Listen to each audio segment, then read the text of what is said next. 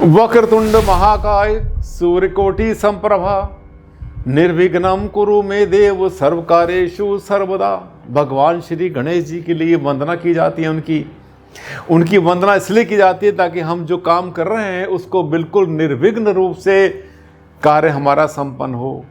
जितने भी पूजा पाठ होते हैं, घर का निर्माण करते हैं, वास्तुशास्त्र में बहुत बड़ा महत्व है भगवान श्री गणेश का, गणपति जी का। लेकिन इसको भी लेकर के बहुत सारी बातें सुनते रहते हैं। गणेश जी के बहुत सारे रूप, जिसमें एक सबसे ज़्यादा जो चर्चा में आता है वो है उनकी सूंड के बारे में, कि उनकी सूंड राइट होनी चाहिए या लेफ्ट होनी चाहिए, दक्षिण मुखी या वाम मुखी। इसको लेकर बहुत सारे इफ, बहुत सारे बट, बहुत सारे सवाल। आज हम इसी पर चर्चा करेंगे कि किस कार्य के लिए किस तरह उनकी सूंड होनी चाहिए, क्योंकि इस पर मेरे पास बहुत सारे सवाल आ चुके हैं।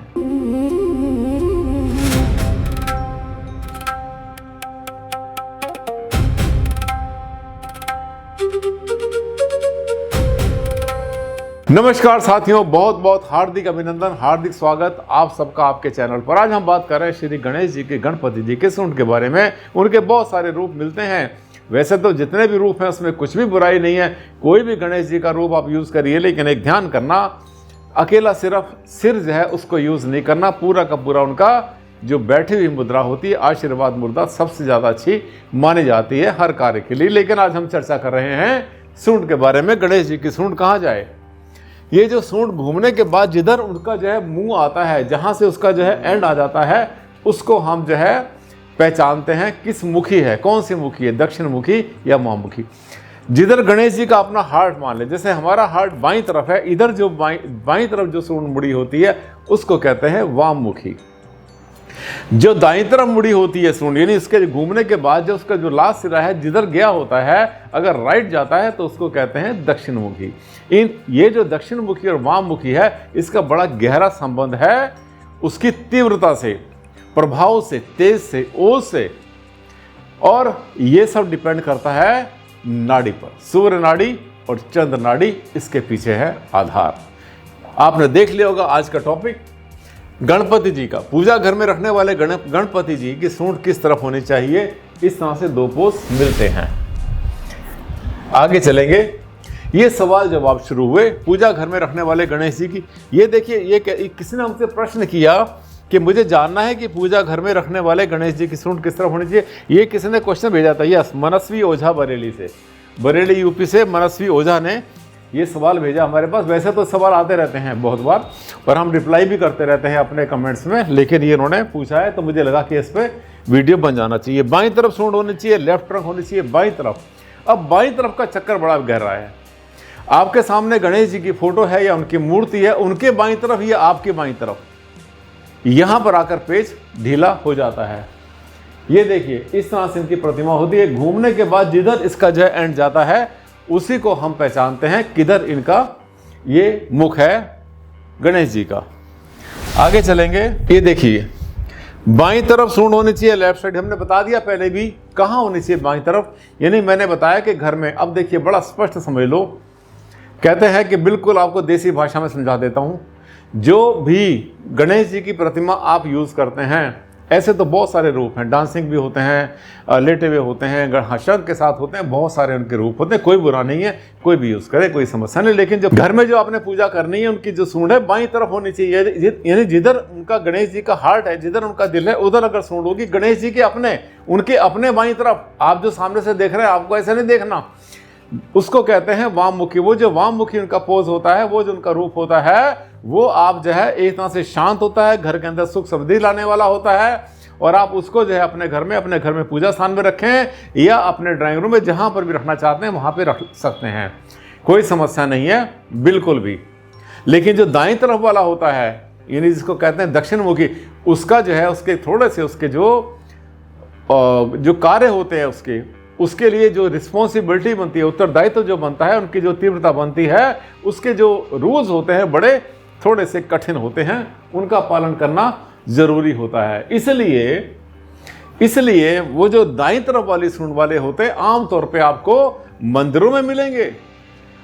उनके नियम बड़े कठोर हैं। कैसे करना, किस समय पर क्या करना है, कब आरती करनी, कब भोग लगाना है, कब उठाना है, कब, दुनिया भर की चीज़ें होती हैं, काफ़ी कुछ। जो उस नियम का पालन कर सकते हैं वही केवल दाईं तरफ जो सूंड होती है उनको अपने पूजा स्थान में रख सकते हैं। लेकिन अब इतना कठोरता का पालन ना करके आप जो सामान्य जीवन जीते हैं और आपका जो है एक तरह से परिवार में रहते हैं, पारिवारिक जीवन जीते हैं, ठीक गृहस्थ आश्रम में जीते हैं, तो उनका जो सूंड है बाईं तरफ गणेश जी की होनी चाहिए।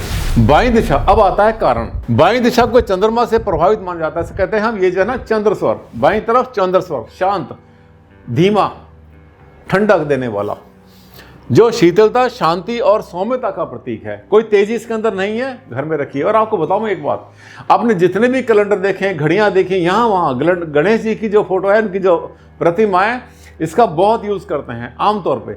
लेकिन जितने भी शो पीस के लिए, घड़ियों के लिए कैलेंडर के देखें, आप ये मानकर चलना कि 90%, 90% जो है वो वाममुखी होते हैं, ये चंद्र स्वर वाले।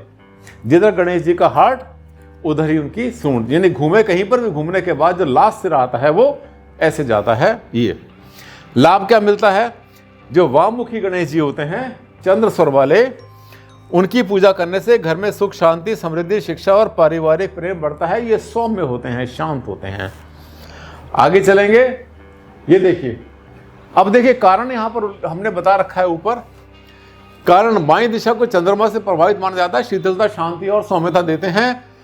वाममुखी से जो है ये घर में सुख, समृद्धि, ये सब चीजें बढ़ती हैं, इसका लाभ आपको मिलता है। अब ये देखिए, दाईं तरफ सूंड, राइट साइड, गणेश जी के राइट साइड में सूंड होती है, उनको सिद्धि विनायक या दक्षिणामुखी गणेश उनको बोला जाता है, सिद्धि विनायक, ठीक। दाईं तरफ की जो मुड़ी सूंड वाले होते हैं, इनकी मूर्ति घर के अंदर मंदिर में रखने से बचना चाहिए, क्योंकि मैंने कहा उनके नियम बहुत कठोर होते हैं। कारण दाईं दिशा से सूर्य से प्रभावित मानी जाती है, जिससे तीक्ष्ण और जागृत माना जाता है। ये सूर्य स्वर होता है, ये स्वर सूर्य स्वर, ये चंद्र स्वर। चंद्र स्वर घर में सुख, शांति, सौम्यता, शांति बनी रहे। ये तेज होती है, इसकी तीव्रता बहुत ज्यादा होती है, दाईं साइड का सूर्य स्वर की तीव्रता बहुत ज्यादा, तो इसलिए अगर इधर सूंड होती है तो वो तीव्रता बढ़ जाती है। और वो कहाँ चलेगी, केवल मंदिरों में चलेगी। आगे सिद्धि विनायक मंदिर आपने सुना है, मुंबई के अंदर है। और गणपति बप्पा मोरया आपने सुना होगा बहुत बार, हर साल जो है उनका फेस्टिवल आता है गणेश चतुर्थी पर। दाईं तरफ जो मुड़ी सूंड होती है, उनकी मूर्ति को घर में रखने से बचना चाहिए।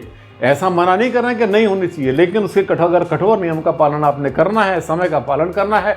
उनका जो पूजा पाठ है, रख रखाव है, उसका पालन कर सकते हैं तो रखें, कोई समस्या नहीं है। दाईं दिशा सूर्य से प्रभावित मानी जाती है, जो तीक्ष्ण और जागृत होती है, तेज होती है बहुत ज़्यादा। हमने बता दिया, बार बार बता रहे हैं। मुंबई के विश्व प्रसिद्ध श्री सिद्धि विनायक, जो सिद्धि विनायक मंदिर है, वहाँ गणपति जी की सूंड दाईं तरफ झुकी हुई है, ऐसे घूमने के बाद राइट साइड में आई हुई है। दाईं और सूंड वाले गणेश जी को परंपरा में सिद्धि विनायक माना जाता है। ऐसी प्रतिमा सामान्यतः अत्यंत जागृत, शक्तिशाली और शीघ्र फल देने वाली मानी जाती है। और वहाँ जो सिद्धि विनायक मंदिर है, वहाँ पर तो रिद्धि सिद्धि भी उनके साथ में है, देखा होगा आपने। इसका अर्थ यह है कि आपको अगर अपने घर में लगाना, आप निष्कर्ष निकाल लेते हैं। निष्कर्ष ये अपने घर में रखना है, तो मेरी सलाह ये है, और जितना मुझे बैकग्राउंड मैंने पढ़ा है, इसका अध्ययन किया है, जो जानता हूँ इसके बारे में, ब्राह्मण होने के नाते भी बहुत कुछ ज्ञान हमें इसके बारे में है, तो हमेशा बाईं तरफ वाले, जिधर उनका गणेश जी का हार्ट है, वो वाली जो है प्रतिमा आपने यूज करनी है। दाईं तरफ वाली जो प्रतिमा है उसको आपने करने से बचना है, अगर आप इतने कठोर नहीं है। और कहाँ करेंगे, वैसे भी तो आप बताएं, गृहस्थ आश्रम में हर समय बिजी रहते हैं, हर तरह का वहाँ पर उठना बैठना, खाना पीना, रहना सहना आपका है, उसको आप जो है उस तरह से मेंटेन नहीं कर पाएंगे, इसलिए इसको अवॉइड करना चाहिए। मुझे लगता है मैंने आपको बिल्कुल ठोस जवाब दे दिया आपकी बात का, जो सवाल आपको मन में बार बार आता है और आपको जो है परेशान करता रहता है, इसमें ठीक क्या, गलत क्या और कारण क्या, मैंने कारण से ही समझा दिया। अच्छा लगा मेरा वीडियो अगर आपको, और ये लगा कि हाँ चैनल बड़ा ज़बरदस्त है भारद्वाज जी का, तो इसको कर लेना सब्सक्राइब। बहुत सारे इसमें ऐसे टॉपिक आते हैं जो कहीं नहीं मिलते, आपको स्पष्टता से बताता हूँ। अच्छा लगा तो एक लाइक कर देना और साथ में सोशल मीडिया पर फैला देना। आज के लिए साथियों बस इतना ही। जल्द मुलाकात करते हैं, एक नया टॉपिक लेकर आएंगे जिसकी बड़ी ही शिद्दत से खोज चल रही है। तब तक के लिए नमस्कार।